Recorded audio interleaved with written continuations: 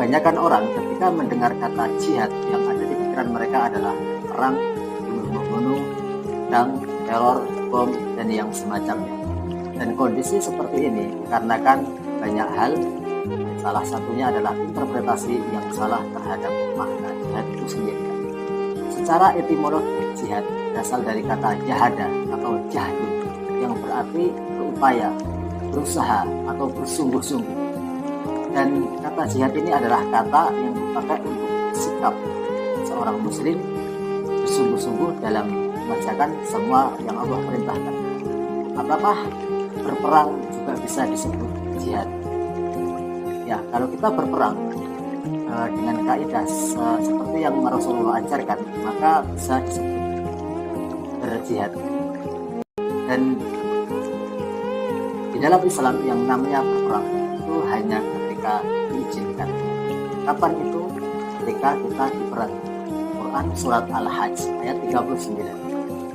Udzinna lilladzina yuqataluna, diizinkan berperang bagi orang-orang yang diperang. Ingat ya, bagi orang-orang yang diperang. Contoh ya, ketika kita hidup damai di Nusantara dengan segala keindahannya ini, terus kita didatangi oleh bangsa Eropa, bangsa penjajah Belanda mendatangi kita dengan mereka membawa pasukan, membawa persenjataan, lalu mereka membantai orang-orang di negeri kita, mereka menjarah sumber daya yang kita miliki. Maka dalam kondisi seperti itu kita diwajibkan melawan dan mempertahankan apa yang menjadi milik kita, dan itu bisa disebut berjihad. Tapi lain cerita ya, kalau kita hidup dengan damai, lalu kita bawa pasukan, kita bawa senjata, lalu kita datangi ke negeri sebelah, misalkan Malaysia. Lalu kita bantai orang-orang di sana, kita bunuhi, kita ambil sumber daya yang mereka miliki, maka itu tidak bisa disebut jihad. Bukan jihad namanya, itu namanya jihad. Dan terus ada orang yang bertanya, apakah jihad ini relevan zaman yang sekarang?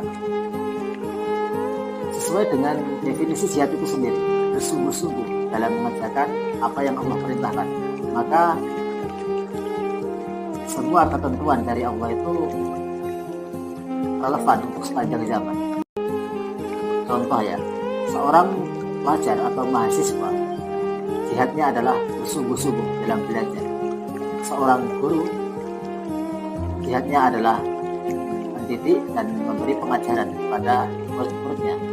Seorang polisi atau tentara, jihadnya adalah menggunakan senjatanya untuk tempat yang tepat, pada orang yang tepat, dan dalam situasi yang tepat.